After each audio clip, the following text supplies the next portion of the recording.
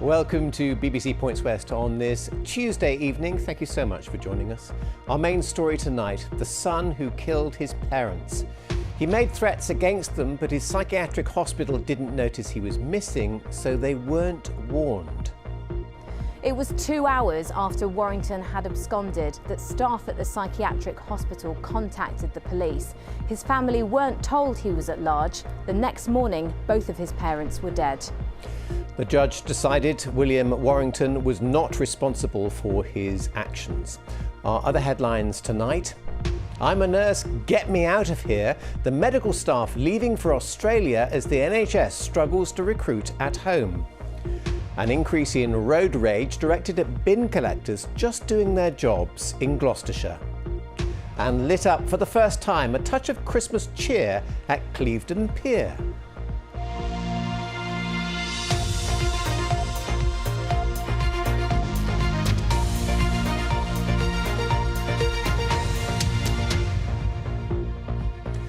Good evening. A man from Gloucestershire is to be detained indefinitely after stabbing both his parents to death. William Warrington walked out of reception at the psychiatric hospital where he was being treated. By the time staff noticed he was missing, he was already at his mother's house. Outside court today, the police gave this statement. Our thoughts remain with the family at this time as they struggle to come to terms with the loss, which they describe as immeasurable and indelible. Understandably, they've asked for their privacy to be respected at this time. Today's sentence means that Warrington is no longer a risk to the wider public, and he's in a place where he can obtain appropriate treatment and support that he needs. An investigation has been launched into how Warrington escaped and why his family weren't told he was at large. Pam Caulfield reports. 67-year-old Clive Warrington was a keen supporter of a local charity helping the vulnerable. He made a career of restoring old houses. His ex-wife Valerie, who was 73, had been a secretary at Cheltenham General Hospital, working closely with consultant cancer surgeon and close friend Charlie Chan. She was elegant, always well dressed, lovely to patients. I mean, there'll be thousands of people who would have been in contact with her. She was charming, witty, actually had a really wicked sense of humour. But actually, she was like a mother to most people, certainly like a mum to me. And in fact, actually, the hospital, she was known as the agony aunt. But on the 2nd of March, the divorced pair were both found dead in their homes, both killed by their son, William. He'd been sectioned at Wootton Lawns Psychiatric Hospital in February after attacking his housemate with a knife. William Warrington was allowed out into the courtyard area on his own when he escaped from the unit, taking a taxi to his mother's house in Bourton-on-the-Water. It took 2 hours for staff to notice he'd gone and ring the police. His family weren't told he was at large. After breaking in, William Warrington killed his mum, stole her car before driving to his father's house in Cheltenham. He forced his way in to stab Clive to death. Neighbours heard the screams and he was arrested. I think all of us who knew them were just devastated, and I can't imagine what it's like for their children who are left behind. It must be awful.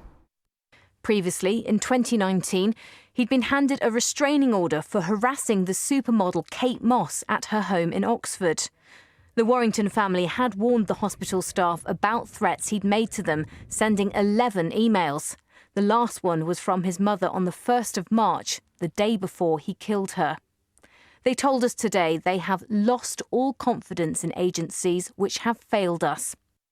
The Gloucestershire Health and Care NHS Foundation Trust didn't give an interview, instead issuing a statement saying they're carrying out an investigation. William Warrington had denied the charges of murder, but today pleaded guilty to the manslaughter of both his parents on the grounds of diminished responsibility. The judge said the level of responsibility Warrington could take for his crimes was low because he committed them during a psychotic episode arising from schizophrenia, meaning he was unable to have any self-control. She also recognised he posed a very great risk to others and sentenced him to an indefinite time in hospital under the Mental Health Act. Changes to his treatment or release can only be granted by the Secretary of State. A restraining order was also put in place to protect his family. Pam Caulfield, BBC Points West, Bristol Crown Court.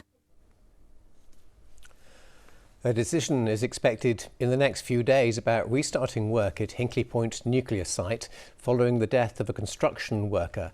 It's understood the contractor, who was in his 40s, died following an incident involving a piece of machinery.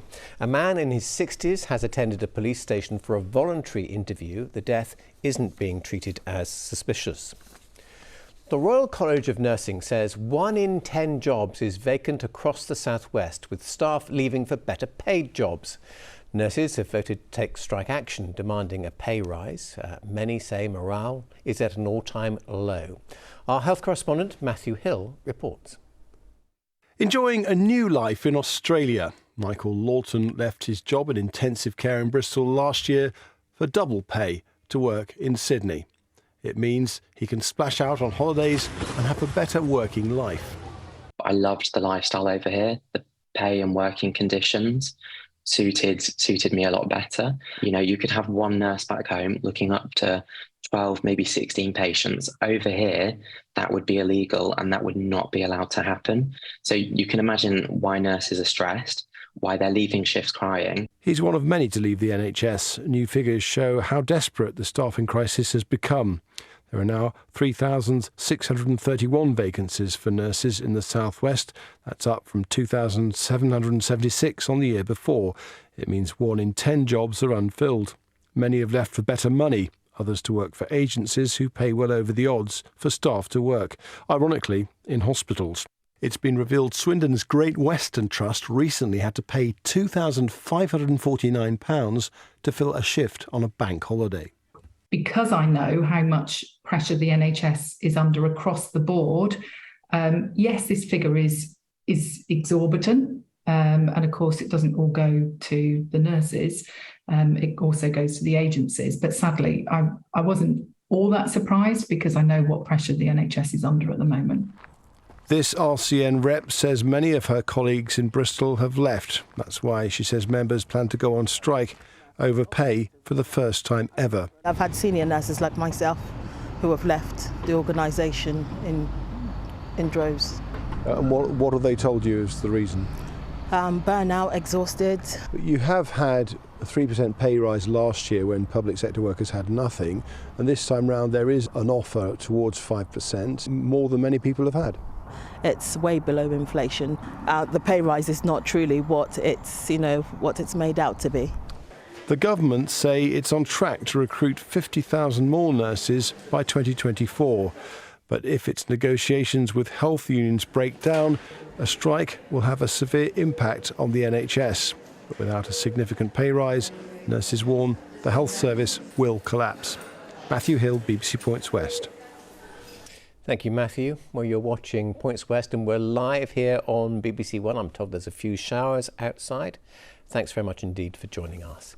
And there's still lots more to come, including on stage in Bath, a famous mother and daughter.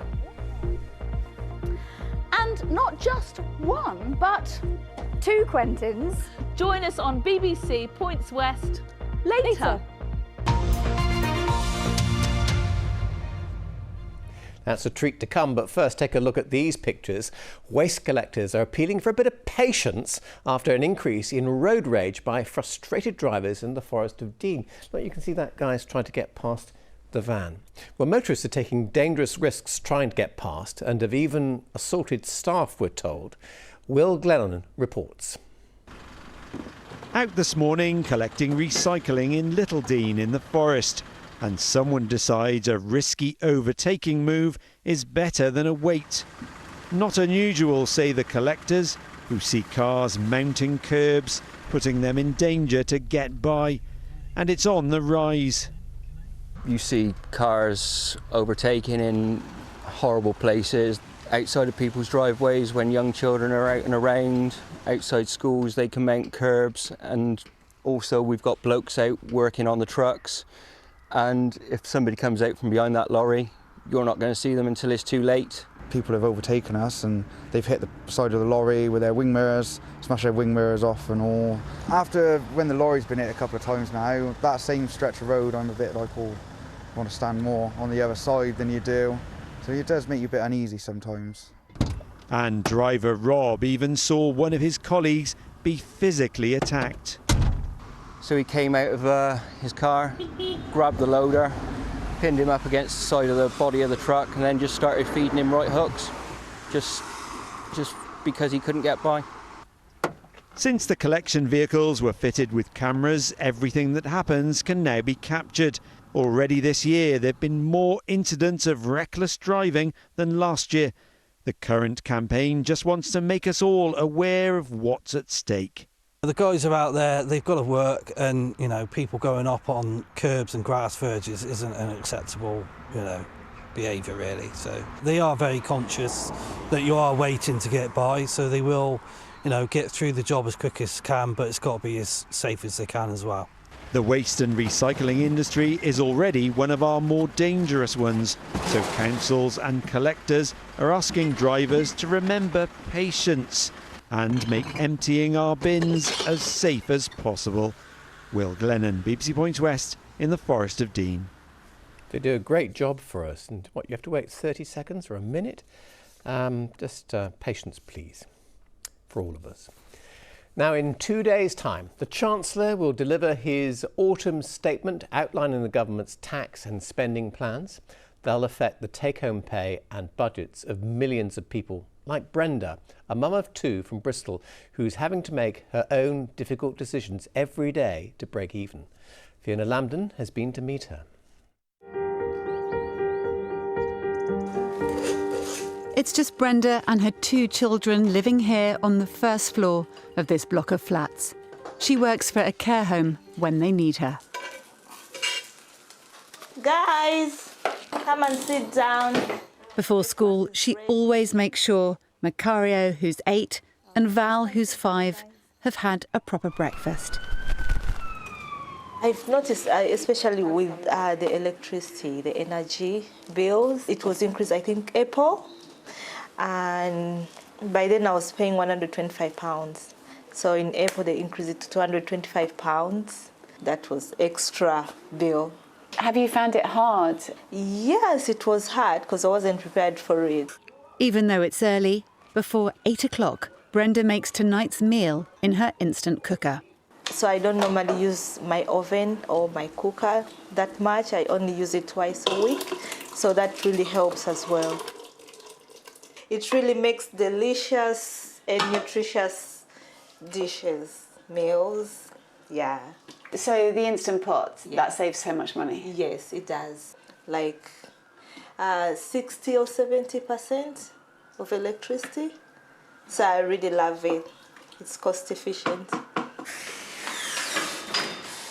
And using the communal laundry room has also reduced her electricity bill. We don't have a washing machine in the house.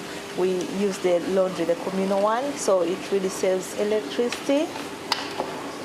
I normally do washing once a week because I get only one slot. We're going to be late for school. It's now time for the school drop-off.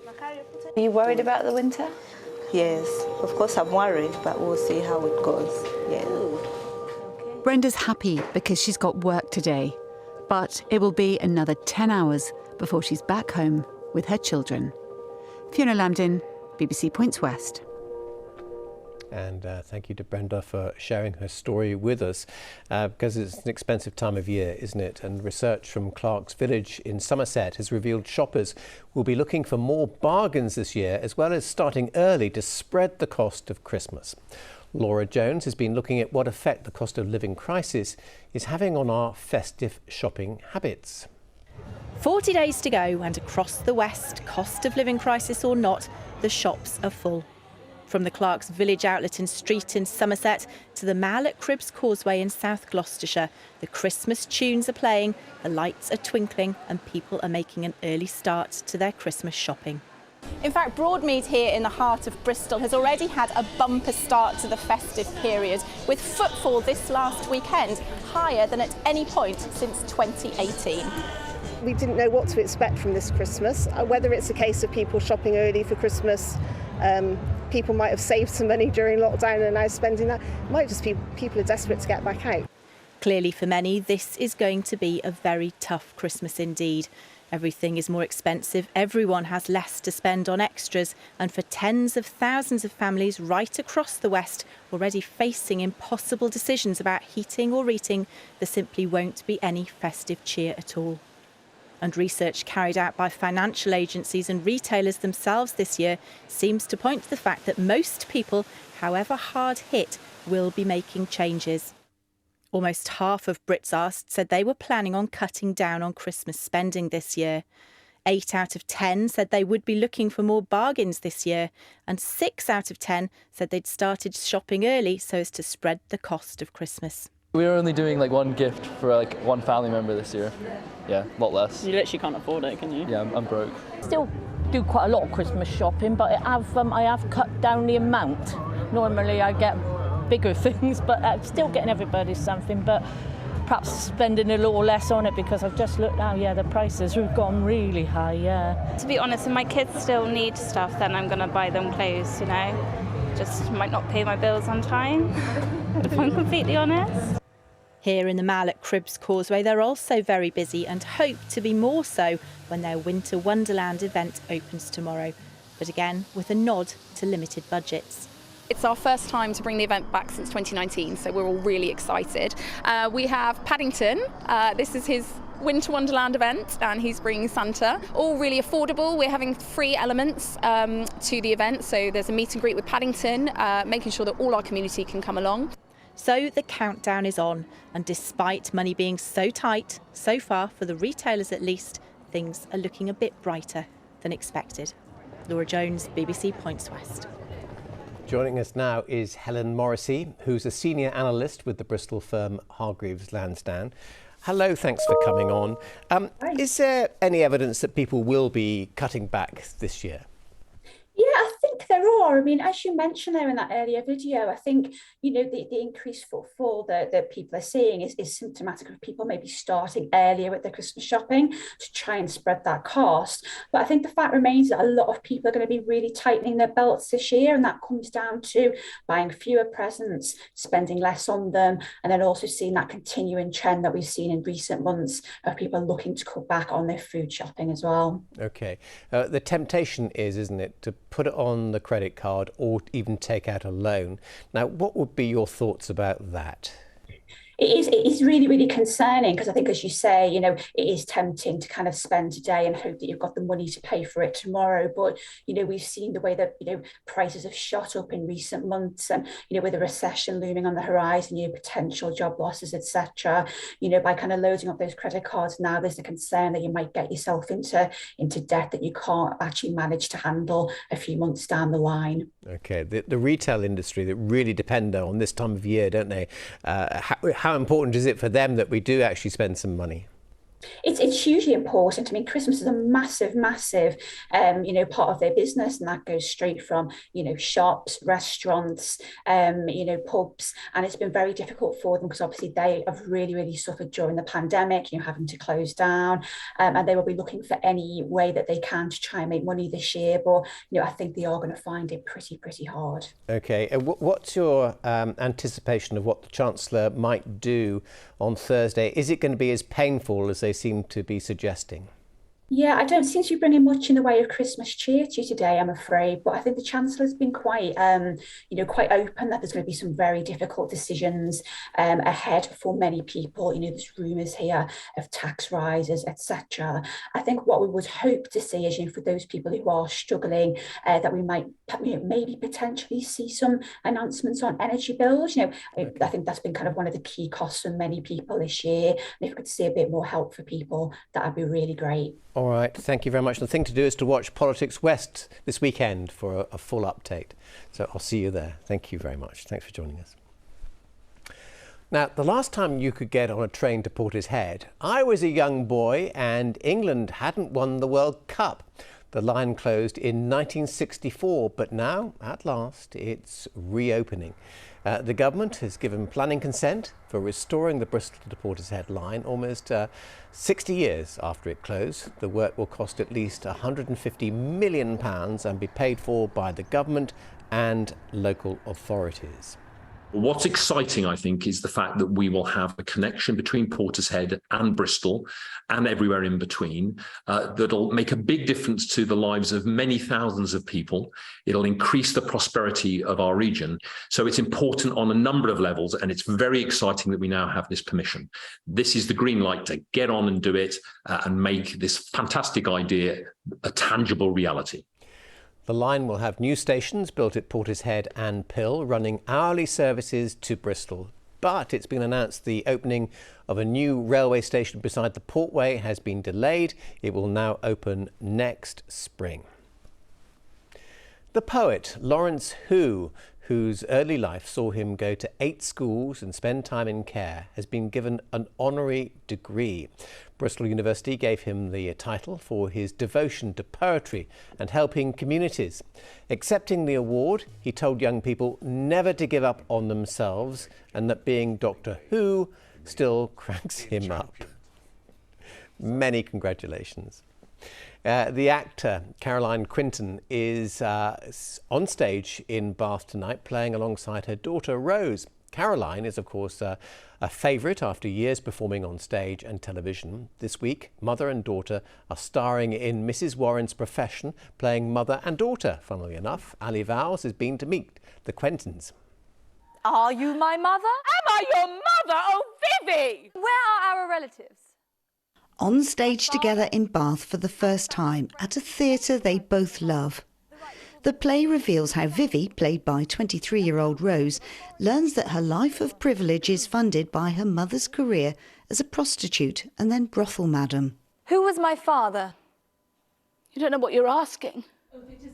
But how hard is it to act being a mother and daughter who hate each other when really they have such a close bond? We have to kind of watch that a bit, that we're not too easy with each other in a way, because these are a mother and daughter that haven't been together. So we've had to sort of fight our closeness in a way, I suppose. Which can make for... It's hard to play. Caroline's career started 50 years ago, but it was as Dorothy in the 90s sitcom Men Behaving Badly that she really found fame. And she's carried on delighting audiences on TV, film and theatre ever since. Your career, we must make a good impression, and for that we must have currents. We asked the people of Bristol to step up. And she's still found time to be in Bristol, spearheading a big fundraising campaign for St Peter's Hospice. So, as the younger member of the Quentin dynasty, is it just a bit daunting following in her mum's footsteps? Even if she wasn't my mum, I would still, love working with her. It's just great that also I can go to her, was that all right? Do we trust each other completely? So I go, can I try this? Did you like that? And I'm learning as much from my daughter as I do from the other actors in the play. I have to say I've never been happier to be on stage with someone in my life. You feel very safe. You feel very safe with someone that you love. You can see the two Quentins on stage until Saturday before they take this new Bath production on tour around the country. Ali Vowles, BBC Points West, Bath. The sooner you find it out, the better. One of our best-known landmarks has been lit up for the festive season for the first time in its history. Clevedon Pier has been given a makeover with a light show across the decking. Jules Hyam has been for a stroll. Well, it is most definitely now winter, and as the nights have drawn in, the lights have come on. Here in Clevedon, the Festive Lights Committee are making sure that the town's most celebrated landmark is really putting on a show. A looping cycle of colourful lights that really help banish the darkness. Really, really nice. Really, really colourful. We like to come out walking, and we will come out at night if we, if it's been grey all day, and this is the time we can get out of the rain. And it's lovely to see those lights. It is attractive, and it does attract you down here, yeah. They like a bit of festive lighting here in Clevedon. There are buildings in town, even parks are lit up. But this is the very first time that the pier has joined in. I've been here a few years now, and it's always been a kind of a pipe dream for me to have it lit up. I love it, absolutely love it. Highly recommend it. Just come and it was magical to see the children in particular having, jumping around in the lights and having a great time. And that's what we want to do, is bring a smile to everybody's faces. I think we all need it right now. At the moment, the lights can only be seen from afar, but the team here at the pier are hoping that enough volunteers come forward to help them to keep it open at night on a Thursday and a Friday. Jules Hyam, BBC Points West in Clevedon. Pretty. People keep saying I should take a long walk across that short pier.